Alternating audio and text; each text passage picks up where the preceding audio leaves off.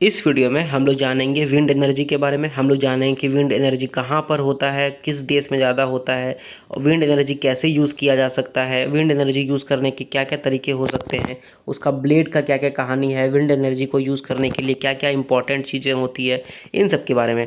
तो काफ़ी informative videos होने वाला है एंड आई होप कि ये वीडियो आप जब देखोगे पूरा तो आपको विंड एनर्जी के बारे में काफ़ी कुछ समझ में आएगा। तो विंड एनर्जी आखिर होता क्या है, इसको हम लोग कैसे यूज़ कर सकते हैं। तो विंड एनर्जी क्या होता है ना कि जो काइनेटिक एनर्जी एटमॉस्फेरिक एयर में है, सब सरल शब्दों में ये बात है कि जो एटमॉस्फेयर में जो हवा चलता है उसको हम लोग बोल सकते हैं, जो काइनेटिक एनर्जी एटमॉस्फेयर में है उसको हम लोग यूज़ करके मैकेनिकल एनर्जी बना देंगे, ताकि वो फिर बन जाएगा अपना इलेक्ट्रिकल एनर्जी। और जैसे ही वो इलेक्ट्रिकल एनर्जी बनेगा तो फिर हम लोग इलेक्ट्रिसिटी यूज़ कर सकेंगे। दुनिया का 5 जो ऐसा देश है जैसे कि जर्मनी, यूएसए, डेनमार्क, स्पेन और इंडिया, जिसमें कि दुनिया भर का लगभग 80% विंड एनर्जी कैपेसिटी है कि ये विंड एनर्जी को यूज़ करके अपना काम कर सकता है, अपना इलेक्ट्रिसिटी वगैरह का इस्तेमाल किया जा सकता है। आप जो फोटो सामने देखे फर्स्ट वाला, उसको बोलते हैं विंड फार्म। अब विंड फार्म दो तरह का होता है, एक होता है ऑनशोर और एक होता है ऑफशोर। ठीक है, तो ऑनशोर क्या होता है?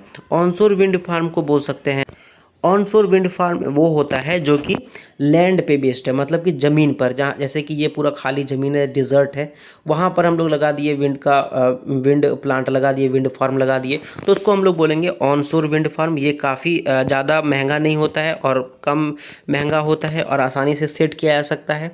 अब ये इस जगह पर होगा जहाँ पर हवा तेज़ चलना चाहिए। ठीक है, हवा जहाँ पर तेज़ चलता हो, ऐसा नहीं कि जहाँ पर हवा नहीं चल रहा वहाँ पर हम लगा दिए। तो जब हवा ही नहीं चलेगा तो ब्लेड जब घूमेगा ही नहीं तो काइनेटिक एनर्जी आएगा ही नहीं। जब काइनेटिक एनर्जी नहीं आएगा तो वो मैकेनिकल एनर्जी नहीं बनाएगा।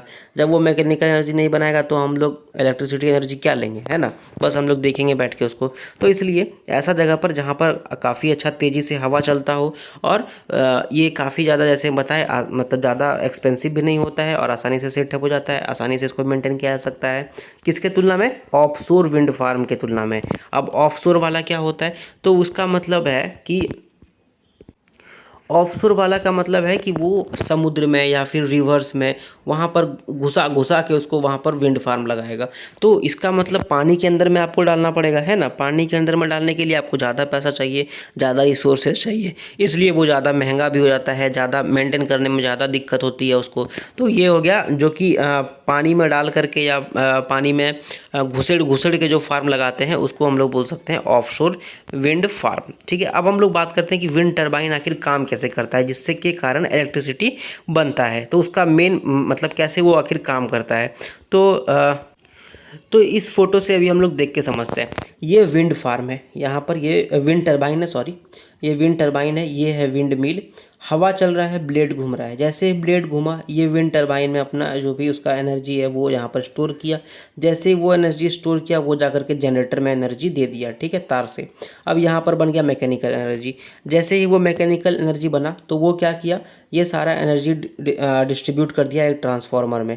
ये ट्रांसफार्मर में आया मैकेनिकल एनर्जी, यहाँ पर ये चेंज कर दिया इसको इलेक्ट्रिकल एनर्जी में। जैसे ही वो इलेक्ट्रिकल एनर्जी में आया तो जो बड़ा बड़ा पावर ग्रिड होता है उसमें वो चला गया। जैसे ही वो पावर ग्रिड में चला गया तो ये अलग अलग जगह पर एक डिस्ट्रीब्यूशन वाला जो सिस्टम है उसमें जा करके वो दे दिया। और जैसे यहाँ से गया फिर पोल से अपना घर पहुँच गया। तो ये सिस्टम है जिसके कारण कि जिससे विंड मिल काम करता है और विंड फार्म में जो विंड मिल है उससे इलेक्ट्रिसिटी जनरेट हो पाता है। तो आपको समझ में आ गया कि विंड टरबाइन कैसे काम करता है और विंड मिल से, विंड फार्म से कैसे इलेक्ट्रिसिटी यूज़ किया जाता है। देखो कितना बड़ा ब्लेड है ना? ये है एक ब्लेड विंड टरबाइन का, ये एक ब्लेड है, ऐसा कम से कम 2 या 3 ब्लेड रहता ही है। तो ये कितना बड़ा ब्लेड है, कम से कम आई थिंक 10-15-20 मीटर का तो होगा ही। ठीक है, तो ये था एक ब्लेड। अब विंड टरबाइन को ज़्यादा करके क्या होता है ना, बहुत ऊंचाई पे रखा जाता है। क्यों?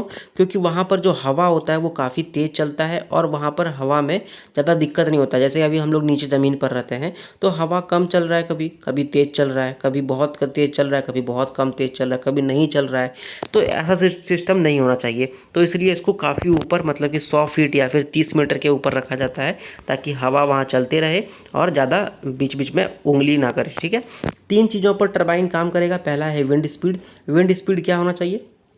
तो 4 से अगर विंड स्पीड ज़्यादा रहा तो ज़्यादा एनर्जी होगा और कम रहा तो कम होगा। विंड टरबाइन जो है वो लगभग 4 से 25 मीटर पर सेकेंड एनर्जी जो है वो जनरेट करता है। फिर ब्लेड का रेडियस, मतलब जितना ज़्यादा बड़ा होगा उतना ज़्यादा फ़ायदा, जितना कम बड़ा उतना कम फ़ायदा। जैसे कि मान लेते हैं 1 मीटर का अगर रहा और अगर वो 5 मीटर पर सेकेंड अगर वो एनर्जी इस्तेमाल कर रहा है या फिर क्रिएट कर रहा है, अगर उसको हम लोग 2 कर देंगे तो ये 20 हो जाएगा। ठीक है, तो मतलब जो रेडियस है ब्लेड का, अगर उसको हम लोग डबल कर देंगे तो जो पावर है वो 4 गुना बढ़ जाता है। ठीक है, अब तीसरा जो फैक्टर है वो है एयर डेंसिटी, मतलब एयर का घनत्व कितना है। तो अगर एयर का घनत्व बहुत ज़्यादा है, अगर एयर डेंसिटी बहुत ज़्यादा है तो ज़्यादा पावर क्रिएट होगा, और अगर एयर डेंसिटी कम है तो कम पावर क्रिएट होगा। तो जहाँ पर सी रहता है, समुद्र रहता है, या फिर जहाँ पर पानी वगैरह रहती है, वहाँ पर जो डेंसिटी है हवा का वो ज़्यादा रहता है एज़ कम्पेयर टू जो लैंड में टरबाइंस का यूज़ किया जा रहा है। ठीक है, इसलिए कहा जाता है कि जो ऑनशोर विंड है ना वो शायद ज़्यादा प्रोड्यूस करता है इलेक्ट्रिसिटी। ठीक है, अब 2 तरह का विंड टरबाइन होता है, एक होता है हॉरिजॉन्टल एक्सिस और एक होता है वर्टिकल एक्सिस। तो हॉरिजॉन्टल एक्सिस का ये रहा फोटो। ठीक है, सॉरी, ये वर्टिकल एक्सिस का फोटो है। ये देखो, ये वर्टिकल एक्सिस का कैसे फोटो है, ये विंड टरबाइन है वर्टिकल वाला, यहाँ से हवा जाता है, पास करता है। ठीक है, और हॉरिजॉन्टल का जो हम लोग शुरू में देखे, जो हम लोग फोटो देखे थे फर्स्ट वाले में, ये वाला है अपना हॉरिजॉन्टल। ठीक है, ये हॉरिजॉन्टल है। अब दोनों के बारे में हम लोग डिस्क्राइब करते हैं। तो हॉरिजॉन्टल वाला क्या करता है, उसका जो घूमता है ब्लेड ना, वो ग्राउंड के पैरेलल घूमता है, जैसे अभी हम लोग फोटो में भी देख चुके हैं। तो वो जो पैरेलल घूमता है ग्राउंड का। वहीं वर्टिकल वाला अगर बात करें तो वो क्या करता है, हवा चल रहा है और उसके इन एंड आउट में घूम रहा है, ये इस तरह का। ठीक है, उसके इन एंड आउट के में घूम रहा है और वो ग्राउंड के एकदम 90 डिग्री पर घूमता है। ये देखो, है ना, ये देखो। तो ये क्या कर रहा है ना, ये देखो एकदम हवा ऐसे ऐसे चल रहा है और ये एकदम बीच से घूम रहा है, 90 डिग्री पर घूमता है हमेशा। तो ये था अपना वर्टिकल एक्सिस, वर्टिकल एक्सिस। ठीक है, अब वर्टिकल एक्सिस जो है वो ज़्यादा अगर तेज़ हवा चले तो वो उसका ज़्यादा फ़ायदा नहीं उठाता है, वो मतलब एकदम राहुल द्रविड़ है। ठीक है, अगर बॉलर ज़्यादा लूज बॉल भी करे तो चौका छक्का उतना नहीं मारते, वो टुक टुक पे विश्वास करते हैं। तो वही हिसाब किताब वर्टिकल एक्सिस का भी है। वर्टिकल एक्सिस टरबाइन भी ज़्यादा एडवांटेज नहीं उठाते हैं as compared to Virender Sehwag, जो कि हॉरिजॉन्टल एक्सिस टरबाइन है। उसको अगर ज़्यादा तेज़ हवा मिले तो वो पड़ापड़ चौका छक्का मारना शुरू कर देता है। अब बात करते हैं कैपेसिटी इंस्टॉल्ड का। तो भारत का कुछ कुछ राज्य का देख लेते हैं जो नंबर 2 नंबर 3 पर है। पहला नंबर पे आता है तमिलनाडु, जिसमें की है 7633 मेगावाट, महाराष्ट्र में 5439 मेगावाट और कर्नाटक में 5149 मेगावाट का यूज़ किया जा रहा है, क्रिएट किया जा रहा है electricity by wind turbines, wind farm and wind mills. ठीक है, आंध्र प्रदेश, मध्य प्रदेश, केरल वगैरह भी हो रहा है। धीरे धीरे अब तो बढ़ते जाएगा क्योंकि इसका डिमांड भी बढ़ रहा है और हल्ला गुल्ला भी हो रहा है कि हम लोग अपना एनवायरनमेंट को एकदम ख़राब कर रहे हैं। तो इसलिए विंड फार्म काफ़ी ज़्यादा उसमें हेल्पफुल है हम लोग को रिन्यूएबल एनर्जी देने में। हम लोग अपना क्लाइमेट चेंज को भी इसमें थोड़ा थोड़ा मदद कर सकते हैं, क्लाइमेट को बचा सकते हैं। ठीक है, इन्वायरमेंट को, डिग्रेडेशन को बचा सकते हैं। हालांकि इसमें एक प्रॉब्लम है। प्रॉब्लम क्या है, तो प्रॉब्लम ये है कि इससे जो है सो बर्ड्स वगैरह को प्रॉब्लम हो सकती है। वो जो हाइट पे उड़ता है जैसे ईगल वगैरह, उसको प्रॉब्लम हो सकता है क्योंकि अगर विंड फार्म है तो उसका ब्लेड तो बड़ा बड़ा है, वो घूमते रहता है घूमते रहता है। और अगर ब्लड उधर से आया, बर्ड अगर उधर से आया और विंड का जो ब्लेड है उसमें जाकर के लग गया तो वो गिर के मर भी सकता है। तो किसी का फ़ायदा किसी का नुकसान, ऐसे ज़िंदगी चलता है। सो ये था अपना विंड एनर्जी पे वीडियो, एंड आई होप कि आपको मज़ा आया होगा, आपको काफ़ी कुछ जानने को मिला होगा।